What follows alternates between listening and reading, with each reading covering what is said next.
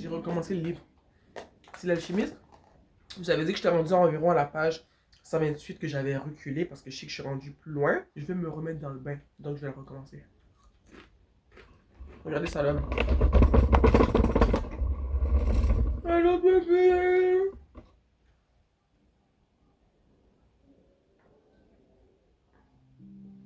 Bisous.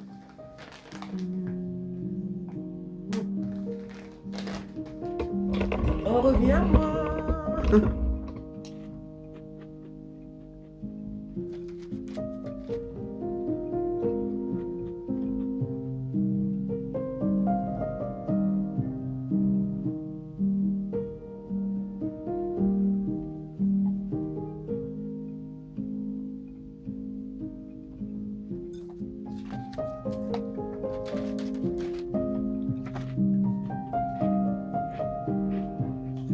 Tu entends le vent?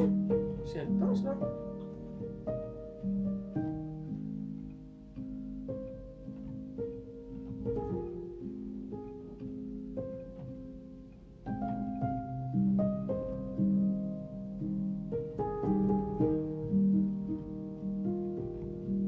Je bois un peu d'eau pétillante.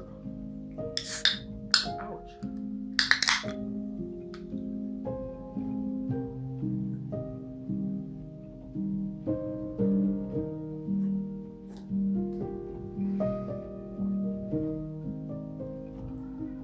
Dès que je bois de l'eau pétillante, mon chat veut le faire tomber. Tu sens pas dire qu'est-ce qu'il y a? Hein? Tu veux faire un câlin à maman?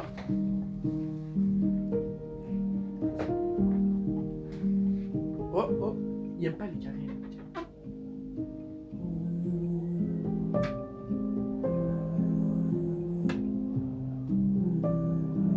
Je suis à la page 46. J'avais oublié certaines choses dans cette histoire.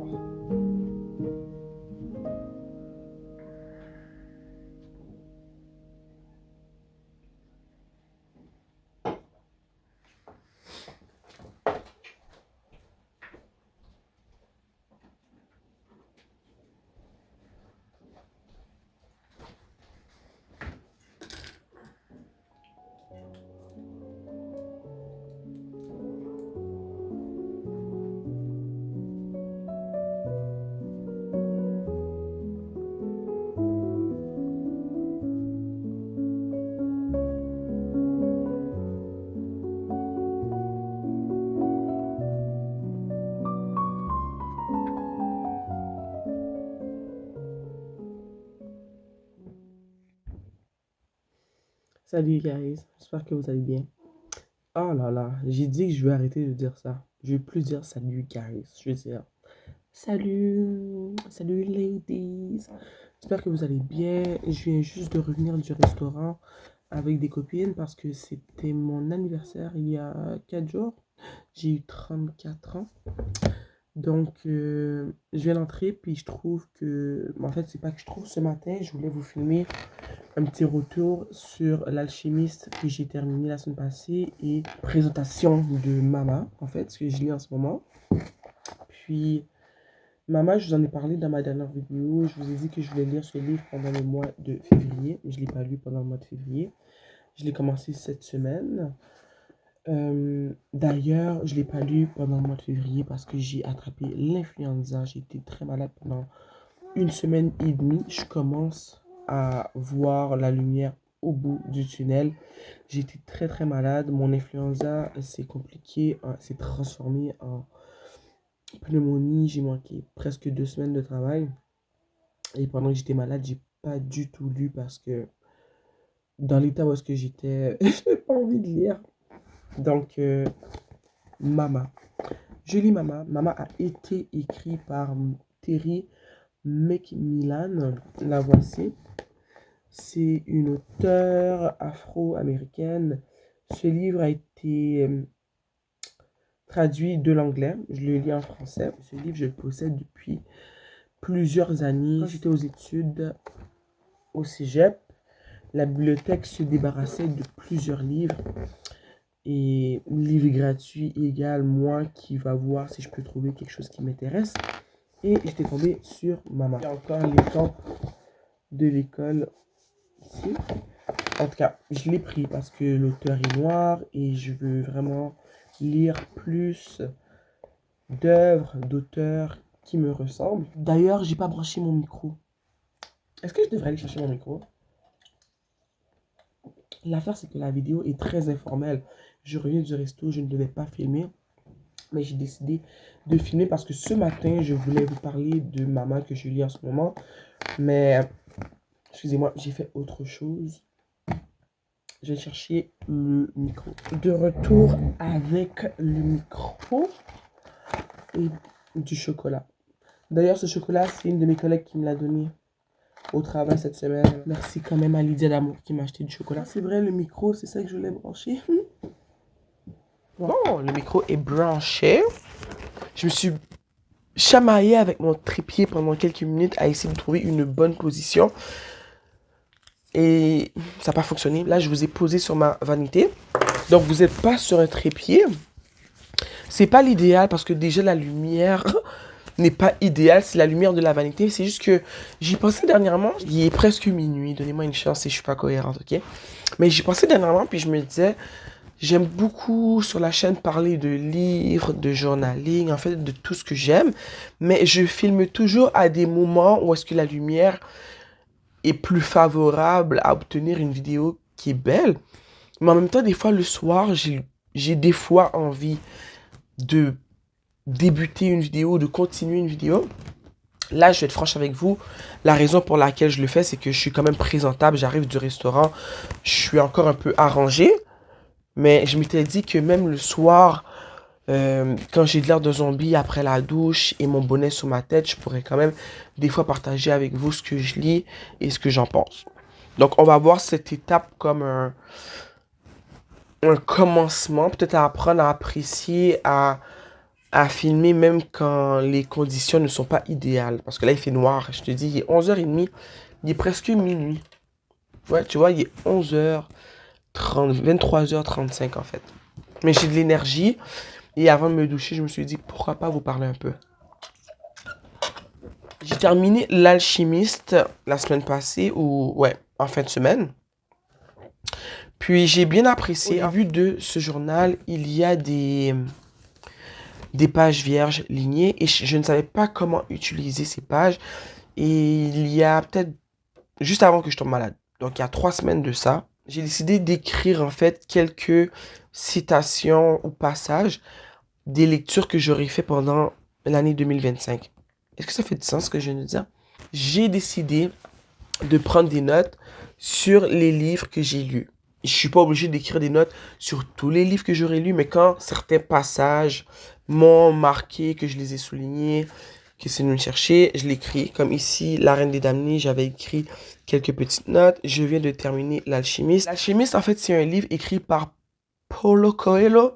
En fait, c'est un livre qui parle, je dirais, de sagesse, de confiance en soi, de confiance en l'univers, de confiance en ses capacités. En fait, la confiance et la relation qu'on a avec l'univers / Dieu. Moi, c'est ce que j'ai retiré de ce livre. Ce livre-là m'a fait réaliser que beaucoup, mais pas beaucoup d'entre nous, je pense que ça arrive à tout le monde, quand on est jeune, on est perméable, on croit en la vie, on a des rêves, mais avec le temps, on vieillit et on finit par croire que nos rêves ne sont pas réalisables, qu'ils sont trop grands, que les rêves, c'est fantastique, qu'il n'y a pas vraiment de possibilité que nos rêves les plus fous puissent se réaliser. C'est un petit remontant pour te rappeler que tes rêves sont valables. J'ai envie de te dire, c'est un petit remontant pour te rappeler que non seulement tes rêves sont valables, qu'ils sont réalisables si tu y crois vraiment, si tu fais en sorte d'aller dans la direction de ton rêve, si tu poses des actions pour te rapprocher de ton rêve, mais aussi si tu fais confiance à l'univers, que tu arrives à ouvrir ton cœur et à voir les signes qui sont posés sur ta route pour t'aider à arriver à tes fins. Donc, je suis content d'avoir trouvé une utilisation aux pages lignées vierges au début de mon planeur. Donc, en ce moment, je lis, je t'ai dit plus tôt, Mama de Terry McMillan.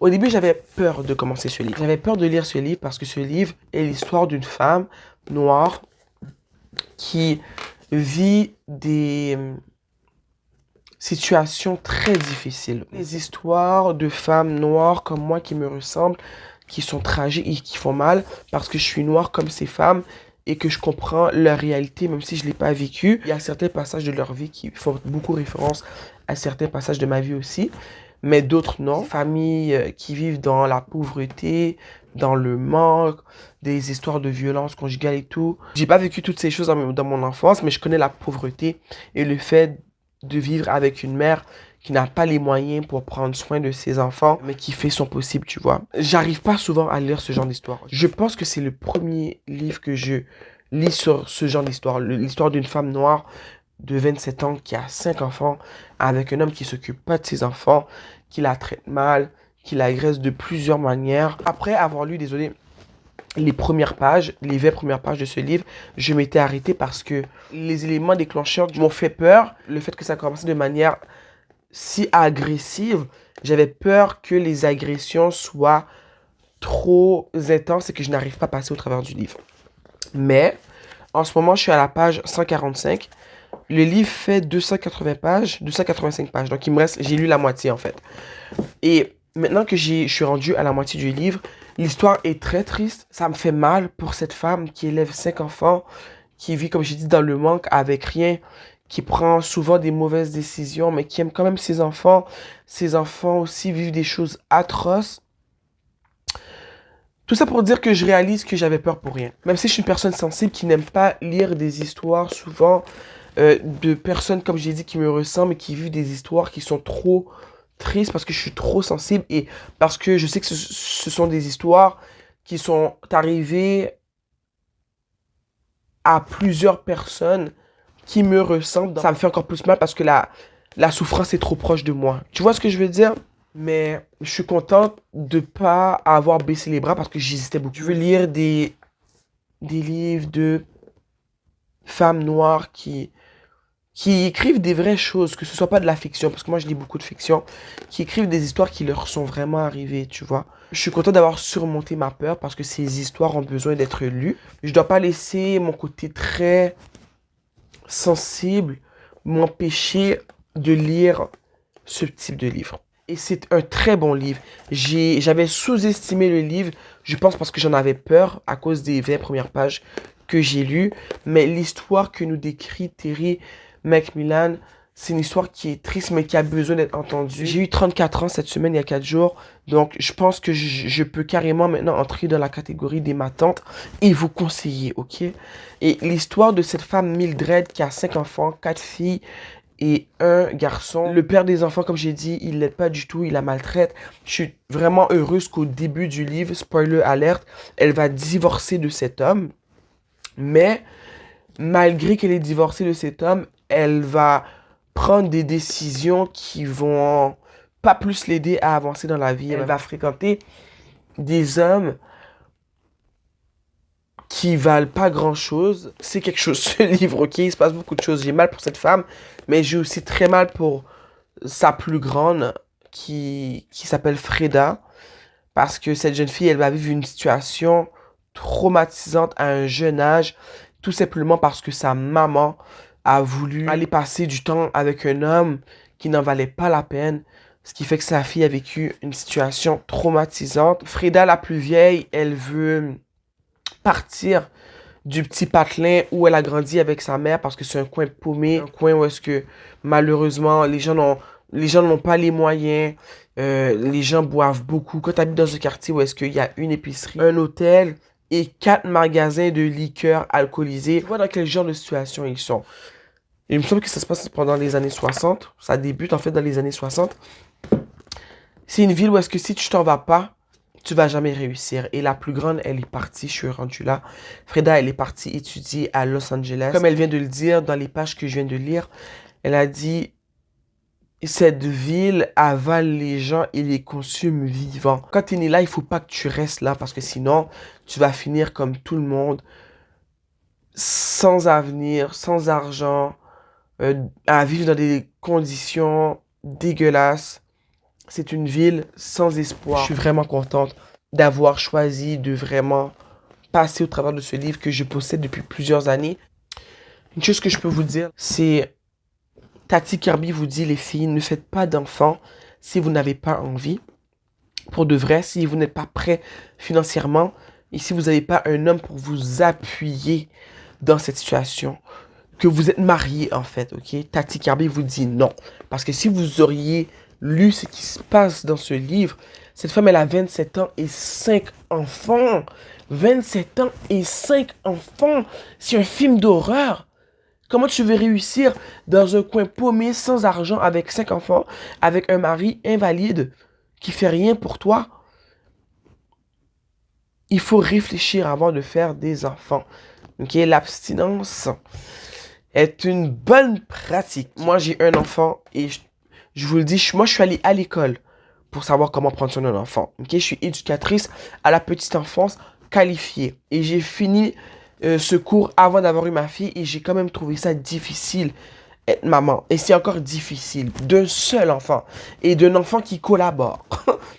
Ok?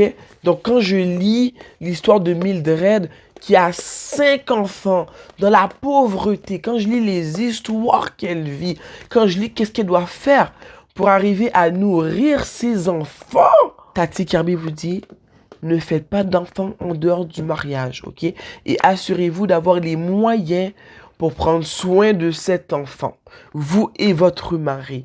Parce que cette femme, elle a vécu un enfer. Et je suis juste à la moitié de ce livre. Faire des enfants n'est pas une décision à prendre à la légère. Réfléchissez avant de choisir de faire des enfants, parce qu'il se pourrait que tu finisses toute seule à prendre soin de ces enfants. Oh!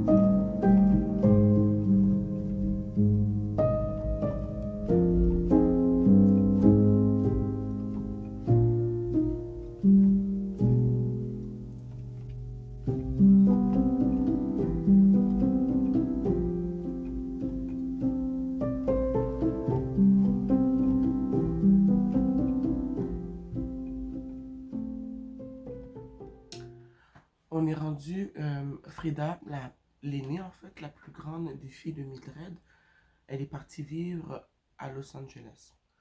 Et quelques pages plus tôt, elle était retournée dans sa ville natale de Point Even, qui est pas loin de Détroit. Mais là, elle a économisé, elle a fait des heures supplémentaires pour recevoir sa maman chez elle pendant 2 semaines. Et là, elle s'amuse avec sa mère, elle lui fait découvrir la ville des stars, Hollywood. Puis ça me fait du bien de lire ça parce que Frida, elle aime beaucoup sa mère, malgré tout ce qu'elle a vécu chez elle avec sa mère. Même si, quand elle est retournée dans sa ville natale de Point Even, elle a réalisé qu'elle n'allait plus jamais y retourner. Donc cette fois-ci, elle a invité sa mère. Et malgré les défauts qu'a sa mère, des défauts que ma mère a aussi, que je n'arrive pas à supporter, j'aime voir qu'elle arrive à la tolérer. Je suis contente de voir comment Frida essaye de rebâtir une certaine relation avec sa mère, même si elle sait qu'elle ne va jamais retourner dans, ce, dans cette ville maudite où est-ce qu'elle a grandi en fait.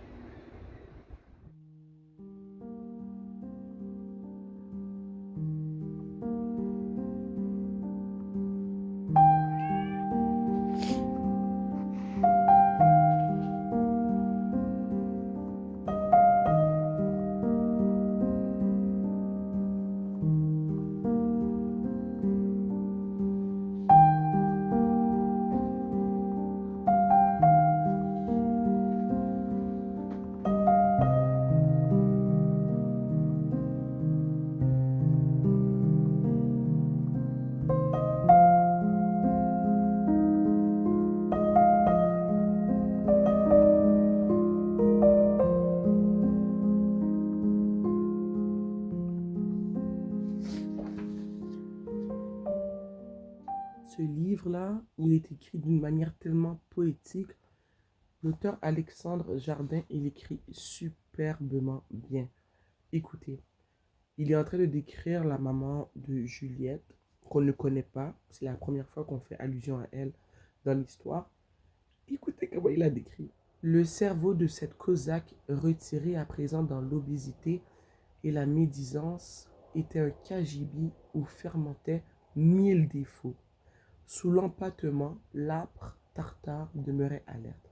Dès que du numéraire passait à sa portée, ses menottes potelées se refermaient dessus avec un réflexe d'huître. Je te jure, il y a tellement de mots que je dois aller chercher. Au début, je suis allé chercher 2 mots dans le dictionnaire que je ne comprenais pas du tout. Il y a d'autres mots, des fois, je ne les comprends pas, mais quand je prends le temps de lire la phrase plusieurs fois, je peux comprendre un peu ce que ça veut dire. Mais dans ce roman, il y a plusieurs mots que je ne comprends pas. Je te dis, ce roman, cette histoire, c'est un poème carrément. Tellement c'est bien écrit. L'histoire, elle est vraiment intéressante, elle est vraiment drôle. Au début, je doutais de continuer à lire ce livre parce que je trouvais il y avait trop de figures de style, trop d'antithèses, trop d'hyperbole. Et moi, une personne qui est facilement surstimulée, c'était un peu trop pour moi. Mais quand il termine avec sa description d'Horace avant le mariage, avant, mais du vrai Horace, et qu'on commence un peu plus à rentrer dans l'histoire, à connaître Juliette, à connaître Mademoiselle Liberté, il se calme un peu. Le côté poétique ne change pas, mais je peux dire que je suis un peu moins dérouté dans ses descriptions. Pour le reste, jusqu'à maintenant, j'adore.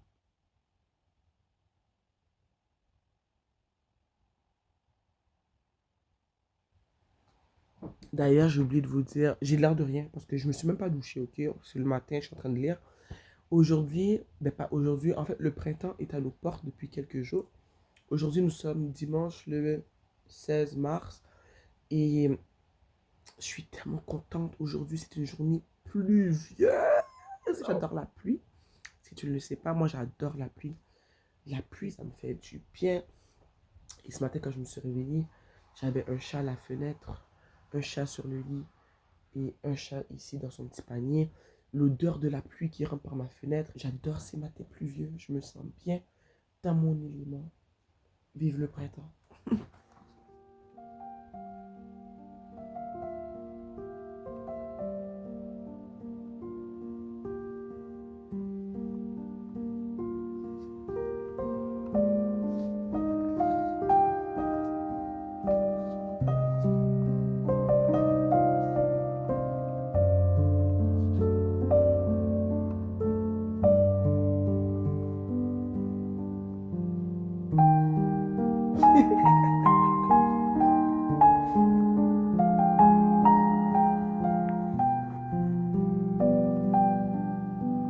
Ça va, Croquette?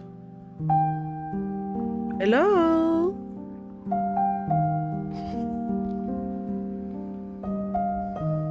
Eh oh, je vais pas voir tes fesses. Viens ici. Allô? Non? C'est qui le plus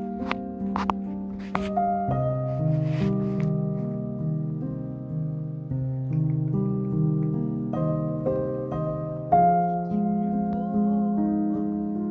C'est lequel le plus beau?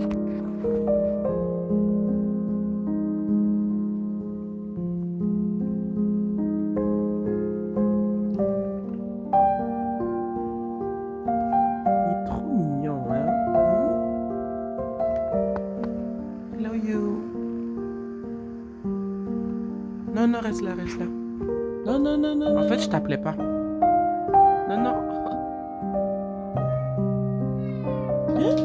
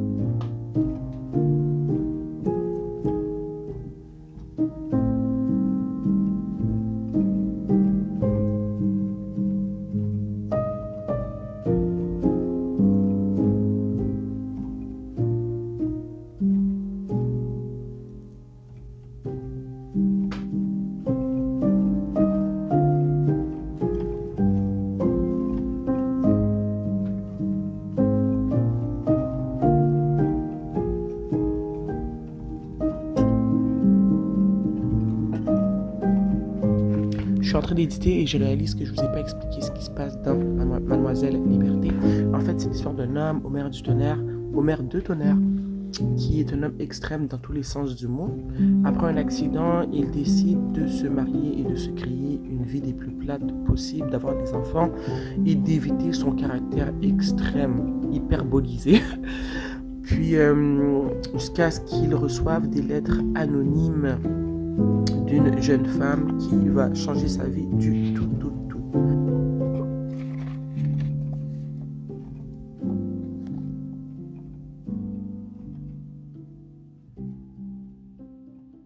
Bonjour, j'espère que tu vas bien. Aujourd'hui, nous sommes samedi le 22 mars. C'est une journée pluvieuse. La journée a commencé ensoleillée. Quand je me suis réveillée, il y avait quand même du soleil. Mais là, en ce moment, on est en début de soirée. Je pense qu'il va être 5 heures bientôt. Tu peux le voir d'après l'éclairage. Il n'y a pas d'éclairage artificiel en ce moment, à part les bougies juste ici. Comme tu as pu le voir dans les clips précédents, je viens de terminer Mademoiselle Liberté. Je dois dire que je m'attendais pas du tout à cette fin-là. La fin est plus tragique que ce que je pensais parce que selon moi, ce livre, c'était une comédie romantique.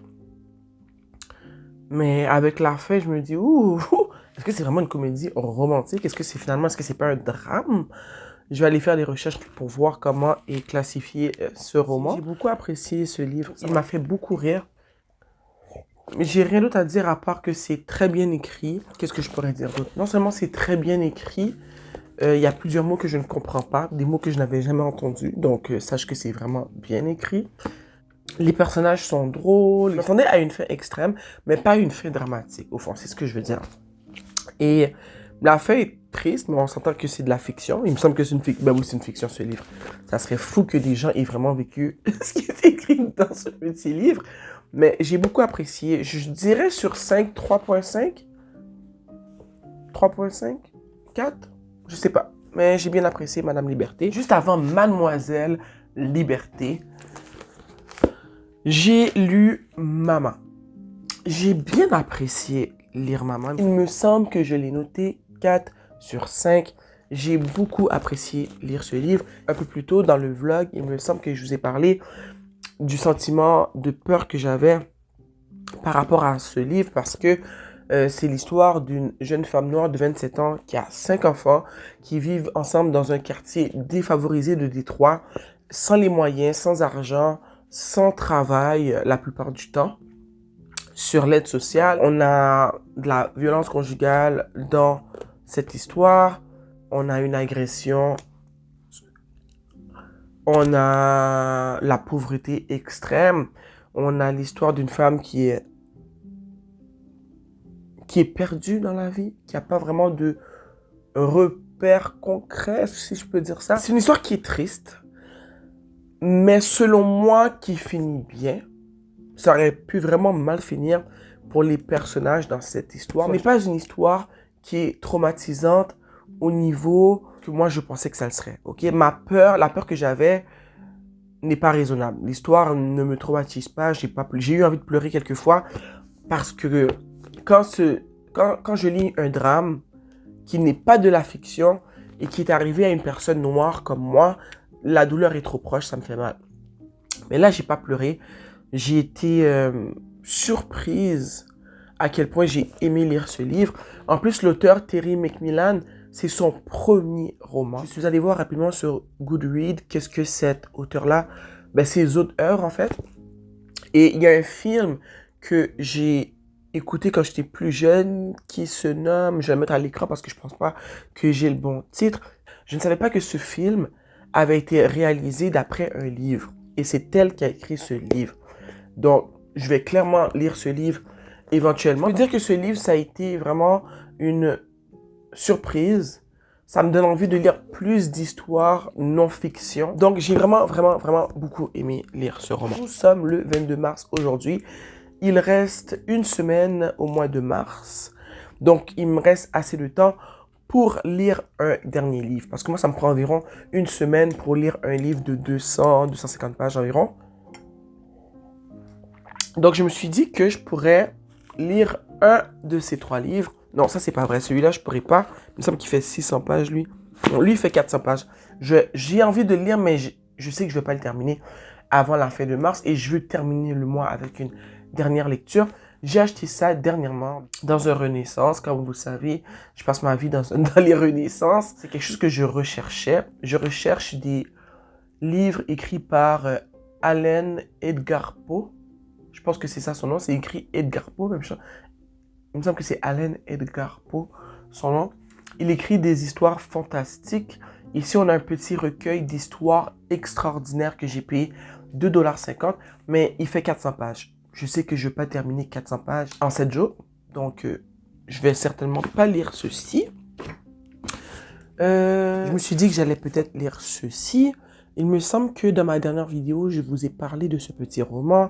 J'ai même lu la 4e de couverture. Ça a l'air d'être une histoire d'amour. On dirait un drame amoureux, un peu comme Mademoiselle Liberté que je viens de terminer. C'est le même type de livre, les éditions Gallimard, mais cette édition-là, je trouve que j'aime beaucoup ces livres. Là, j'en possède 4 livres de Gallimard, en fait, qui ont l'air de ça. Il faut que j'ai cherché, ça veut dire quoi NRF? Pourquoi c'est là? Tu sais, j'ai 4 livres qui ressemblent à ce livre, dont Mademoiselle Liberté que je viens de terminer. J'en ai un autre qui se nomme Délicatesse. Il y a un autre dont j'ai oublié le nom. Mais j'ai envie de savoir ça veut dire quoi NRF. Ça veut sûrement dire quelque chose. Mais je les trouve beaux ces livres-là. Je me demande si ce sont tous des histoires d'amour. En tout cas, j'ai envie de lire Autobiographie d'un amour de... C'est écrit par Alexandre Jardin aussi. C'est le même auteur, j'avais pas remarqué. C'est le même auteur qui a écrit Mademoiselle Liberté. Oh, je pense que je vais aller avec ça parce que j'ai vraiment aimé lire Mademoiselle Liberté. C'est un petit livre aussi de... C'est le même nombre de pages que Mademoiselle Liberté. 223 pages. Je pense que je vais aller avec ça. J'avais tellement pas remarqué que c'était le même auteur, Alexandre Jardin. J'avais aussi ça comme option de Paulo Coelho, 11 minutes. Paulo Coelho, c'est lui qui a écrit L'Alchimiste, le premier livre que tu m'as vu terminer dans ce vlog. J'ai vraiment envie de lire ça aussi, mais ça, c'est un petit peu plus long. Et je pense pas que j'aurai le temps de lire 370 pages en 7 jours. Donc ouais, je pense que ça va être ça. Autobiographie d'un amour d'Alexandre Jardin pour terminer le mois de mars. Ça fait longtemps que j'avais pas filmé un vlog. Je suis en train de me rappeler à quel point c'est demandant, il faut beaucoup éditer, que ça prend des heures et des heures et des heures de travail. Mais j'ai vraiment apprécié filmer ce vlog. Merci d'avoir visionné cette petite vidéo. J'espère que tu l'as apprécié ou j'espère que tu vas l'apprécier autant que moi j'ai apprécié la filmer. Je te souhaite de passer une belle fin de semaine. Prends soin de toi en fait. On se revoit très bientôt.